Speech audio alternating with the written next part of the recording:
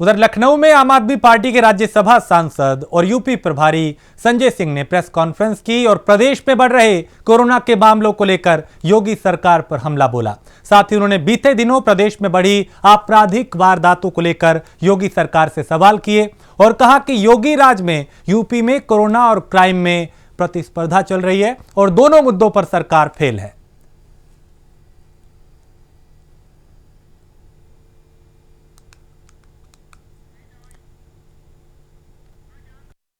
सिंह इससे पहले भी अलग अलग मुद्दों को लेकर लगातार योगी सरकार पर हमलावर रहे हैं। उन्होंने यहां पे अपराध और कोरोना को लेकर भी सरकार को घेरा और कहा कि सीएम योगी ने जो टीम 11 बनाई उसमें एक भी डॉक्टर या एक्सपर्ट नहीं है जो कोरोना के खिलाफ कोई बड़ी रणनीति बना सके।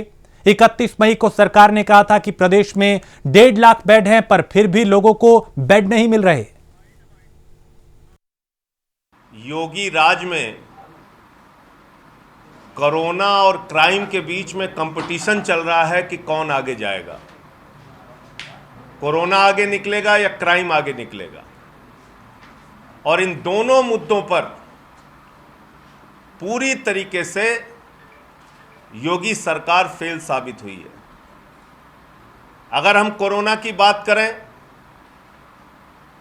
काफी समय से हम लोग डिमांड कर रहे हैं, मांग कर रहे हैं कि उत्तर प्रदेश में होम आइसोलेशन का नियम लागू कीजिए, उत्तर प्रदेश में टेस्टिंग बढ़ाइए, बेड का इंतजाम करके रखिए। ये कोरोना का संक्रमण, इसको लेकर निश्चिंत मत रहिए, गहरी नींद में मत सोइए। लेकिन योगी सरकार ने किया क्या? जैसे कोई क्रिकेट मैच खेलना हो, टीम 11 बना दी अधिकारियों की, जिसमें कोई डॉक्टर नहीं, कोई एक्सपर्ट नहीं। अगर किसी को बीमारी होगी तो वो डॉक्टर के पास जाएगा, डीएम के पास नहीं जाएगा। आप आईएएस अधिकारियों को रखते, बिल्कुल ठीक बात है, लेकिन आप किसी एक्सपर्ट को भी साथ में रखते, डॉक्टर्स को भी साथ में रखते। नहीं किया आपने। 31 मई को उत्तर प्रदेश सरकार का बयान आ गया, योगी सरकार का, कि 1.5 लाख बेड इंतजाम कर लिए हैं उन्होंने। अगर 1.5 लाख बेड का इंतजाम हो चुका है तो क्यों ऐसी घटनाएं उत्तर प्रदेश में सामने आ रही हैं कि एम्बुलेंस 7-7 घंटे घूम रही है और उसके बाद व्यक्ति की मौत हो जा रही है? क्यों ऐसी घटनाएं सामने आ रही हैं कि वाराणसी में अजय शुक्ला, जो एक समर्पित भाजपा के नेता थे, चिकित्सा के अभाव में उनकी मौत हो गई। इसी लखनऊ के अंदर लाइनें लगी हुई हैं, मरीजों को बेड नहीं मिल पा रहा है, ऑक्सीजन नहीं मिल पा रहा है, वेंटिलेटर नहीं मिल पा रहा है, और अधिकारी अपना फोन बंद करके भागे फिर रहे हैं। आपने कोरोना जैसे संक्रमण से निपटने के लिए जो गंभीरता और जो कदम उठाने की आवश्यकता थी, उसको नहीं उठाया, सिर्फ और सिर्फ बड़ी बड़ी बातें करने में लगे रहे। कहां है 1.5 लाख बेड? कहां है ऑक्सीजन बेड? कहां है वेंटिलेटर बेड? क्यों नहीं हो रही है टेस्टिंग ठीक संख्या में?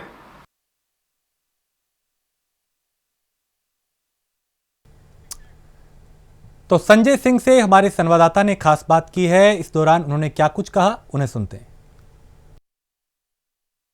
आप सांसद संजय सिंह ने आज एक बार फिर से प्रेस कॉन्फ्रेंस करके योगी मॉडल पर सवाल खड़े किए हैं। उन्होंने ये कहा है कि एक बड़ी महामारी से दिल्ली भी लड़ा है, दिल्ली ने जिस मॉडल को अपनाया है उस मॉडल पर योगी सरकार को चर्चा करनी चाहिए और उस मॉडल को अपनाना चाहिए। क्या है वो मॉडल, इस पर हम बात करेंगे। संजय सिंह जी इस वक्त हमारे साथ खुद मौजूद हैं। सर, कोरोना को लेकर जो योगी सरकार लड़ रही है, आए दिन टीम 11 की बैठक हो रही है, आए दिन वो आंकड़े गिना रही है कि हमने आज इतना काम किया, इतनी टेस्टिंग करी, कितना सही है और कितना सही आप मान रहे हैं इस दौरान?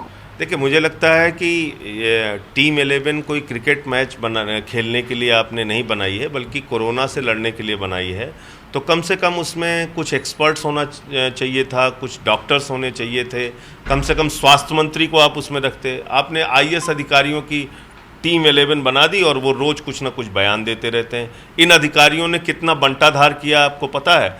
1.5 लाख बेड इन्होंने 31 मई को दावा कर दिया कि बन गया हमारा, और आज लखनऊ में हालत यह है कि 7-7, 8-8 घंटे एम्बुलेंस में बैठा के मरीजों को टहलाया जा रहा है, किसी की मौत हो जा रही है, किसी को इलाज नहीं मिल रहा है, ये स्थितियां हैं। तो इसलिए जो कदम केजरीवाल सरकार ने दिल्ली में उठाए वो आपको अपनाना चाहिए। प्लाज्मा बैंक बनाइए, ज़्यादा से ज़्यादा टेस्टिंग कराइए, होम आइसोलेशन आपने लागू किया है अभी 3 दिन पहले, उसको और अच्छे ढंग से प्रॉपरली लागू कीजिए। घरों में टेली मेडिसिन के जरिए लोगों का इलाज कराइए, ऑक्सीमीटर दीजिए, लोग अपना ऑक्सीजन लेवल चेक कर सकें, अगर किसी का कम हो तो उसको एम्बुलेंस समय पे मिल जाए, हॉस्पिटल में बेड मिल जाए। इसको करना होगा, वरना अभी जो हालत देखने को मिल रही है लखनऊ में, वाराणसी में, दूसरे ज़िलों के अंदर, बहुत बड़ी महामारी का रूप ये ले लेगा और फिर शायद संभालने से नहीं संभलेगा। 24 करोड़ की आबादी है उत्तर प्रदेश की। आप टेस्टिंग कितनी कर रहे हैं? आपने अब तक 17 लाख टेस्टिंग की है। दिल्ली 2.5 करोड़ की आबादी में 9 लाख टेस्टिंग कर चुका है। हम 46,000 प्रति मिलियन यानी 10 लाख लोगों में 46,000 टेस्टिंग कर रहे हैं। आप 10 लाख लोगों में 7,000 टेस्टिंग कर रहे हैं। इसको टालने से कुछ नहीं होगा। आप इस चुनौती का, इस बीमारी का, इस संक्रमण का सामने बढ़ के सामना कीजिए, ज़्यादा से ज़्यादा टेस्टिंग कराइए, कम से कम 2 लाख टेस्टिंग कराइए। सरकारी ट्विटर हैंडल अगर हम देखें तो लगातार कल भी ऐसे ट्वीट किए गए हैं कि उत्तर प्रदेश में सुशासन है, सारे अपराधी जेल में डाल दिए गए, अपराधी भाग गए हैं, और आप कह रहे हैं कि क्राइम बढ़ रहा है। अरे मेरे कहने पर आप मत जाइए। आप संजीत यादव के घर जाइए, आप विक्रम जोशी के घर जाइए, आप उन 8 पुलिस के जवान जो शहीद हुए हैं उनके परिवारों के पास जाइए, वो आपको बता देंगे कि क्राइम कितना कम हुआ है उत्तर प्रदेश में।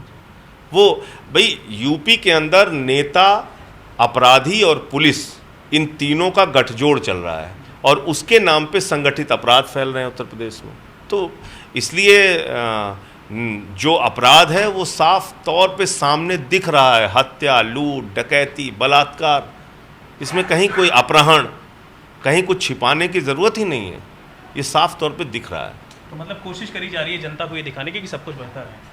वो सिर्फ बड़बोलापन और झूठे दावे हैं। धन्यवाद हमसे बात करने के लिए संजय जी। तो ये थे संजय सिंह, जिनका साफ तौर पर कहना है कि उत्तर प्रदेश में कोरोना और क्राइम की प्रतिस्पर्धा चल रही है, जिसमें कहीं ना कहीं सरकार दोनों ही मामलों पर फेल है। सरकार को दिल्ली मॉडल अपनाना चाहिए। लखनऊ से कैमरा पर्सन दीपक के साथ मैं नितिन, प्राइम न्यूज़।